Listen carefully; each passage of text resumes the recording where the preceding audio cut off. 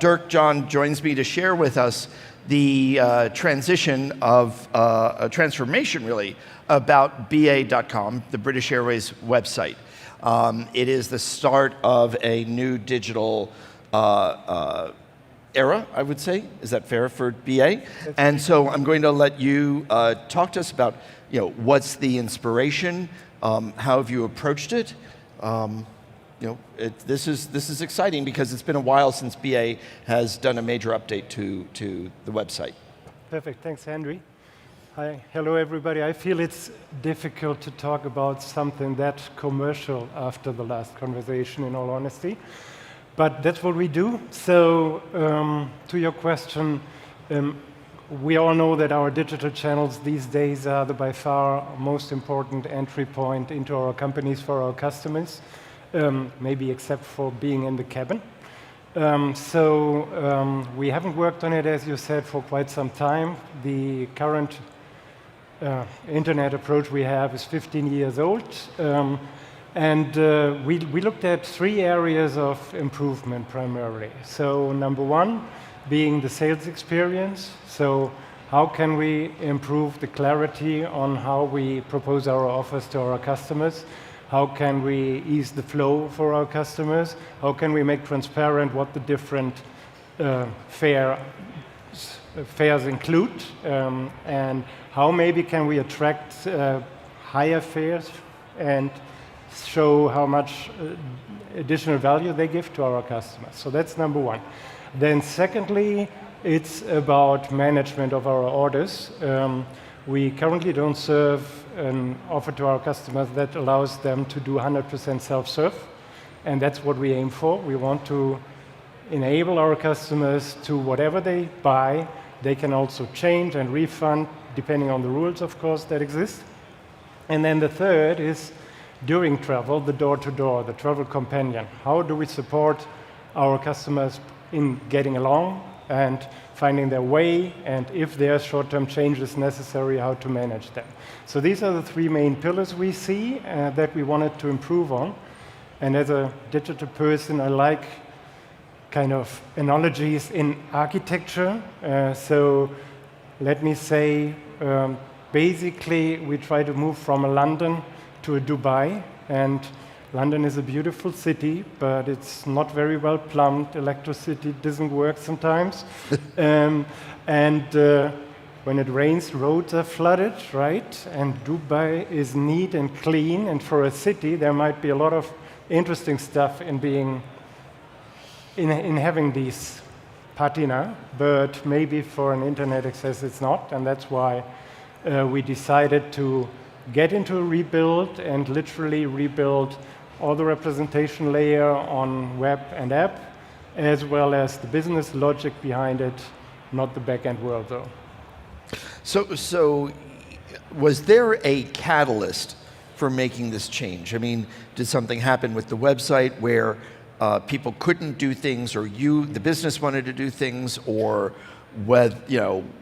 some emergency that happened, or whatever, or did you just sit there and say, it's been a long time since we've done an update, it's overdue? I would look at it in the greater context of BA's work, and we have announced a 7 billion investment program, and an English newspaper wrote it's all for Gen AI. That's not true. It's the overall investment program we have, including a lot of digital stuff, including the digital front ends we are talking about today. As an important part here, many other components, improving our ops, improving cabins, improving airports, launches, buying aircraft, so it goes pretty much across everything airlines do. Embedded into that, we also decided to work on the web and app experience. Okay. And when did you start this project? How long ago? I think there was thinking about it, and my experience, having done this a few times, there's always quite a long time you work on paper and discuss, and it's yes or no or maybe. And then there's board presentations. Literally going into the development, we started in March 2023, last year. And then the first MVP went live in October 2023. And since then, we very carefully scaled, so not many of you will have seen it until now, in order to learn, and we are about to scale at a higher speed over the next month. So until Christmas, I would hope everybody of you has seen it. So you went from first development work to MVP in 6 months. That's pretty good. Yeah, that's pretty swift. I would agree. Pace. Yeah. So you go along and you're doing this. What are some of the changes that you can discuss at this time?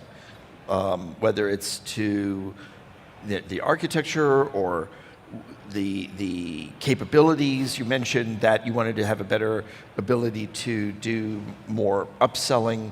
What are some of the things that we can expect to see? I think for all of us, in all honesty, this is around two things, right? One is in the sales, be able to upsell fares, be able to sell more ancillaries, which is a significant portion of the business case, no doubt. And then it's on the servicing, where I'm maybe even more religious than other people I heard before today on this stage, where we literally, I prefer not to call a call center in my life. That's nothing, and that's because of call centers mainly. But at least to offer the possibility to do everything in service by yourself, have the full control, and then still, obviously, we will continue to offer the other experience to everybody who prefers a person, a human, to interact with. But that's in large it. And of course, it gives us more flexibility on the pricing side. If we change bundles, and this is not an announcement, BA has no new bundles or anything, but we could do it in a much faster way now. Integrate new ancillaries where we want. We can deploy instantly, so we can do a lot of A/B testing if we want. We talked a lot about AI on this stage before. I believe most of what you do when it comes to understanding your customer is trying out things, and that's what we believe in. And we have that opportunity going forward, simply out of being Dubai instead of being London from that angle again. We will have way more opportunity to collect data about our customers' behavior while they use app or web. Okay, so I don't know if you can share this or not, but you mentioned that the new website will allow you to get ancillaries up faster.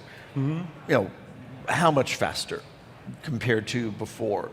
Like, if you wanted to add an ancillary with the existing BA.com, approximately how long would it take? And in the new one, approximately how long would it take? It depends, of course, on what we would want to build, right? Yeah. Integrating in insurance is almost for free.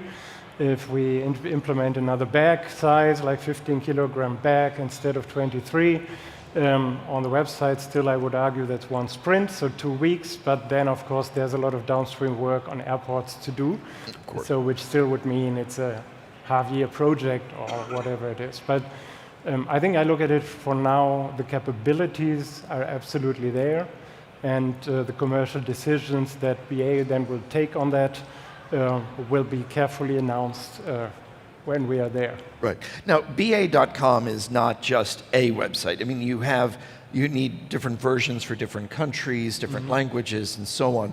So, how long will it take to get through all of that? So we feel with the basic capabilities we are all there. We can sell everything, service everything, can do long haul, short haul, interline, and all these things. But for the scaling, as I said, we would feel that over the next maybe 6 months we will be able to scale pretty broad, and then you always have the edge cases that remain. If I think of, I was already with BA when finally the current BA experience, BA.com experience, could do multi-destination as one functionality.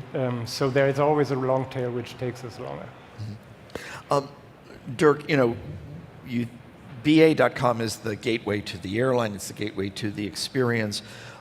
We've heard a lot about personalization. We've heard a lot about contextualization. can you share with us what type of personalization capabilities will exist in the new website? Yeah. It was, funnily, it was 2 hours ago, I think. There was a panel talking a lot about personalization, and in reality, it's contextualization because, offers will not be for one person. Again, there will be a lot that we will be trying out, and there will be, of course, let me talk about data maybe primarily, because we will know way better for our customers where they drop off, where they paused because they thought about the product that's offered, where they paused maybe because they lacked orientation on the web page. We will be able to track all that and use all that data in order then to personalize specifically the experience specifically to the customer. I would argue building on experiences we had with other customers before. So I agree there's not this, every customer will be treated differently, of course. Right. We also hear a lot about, as an analyst, when I talk with airlines and other travel companies, they'll sometimes say, we brought in this very famous design firm or whatever.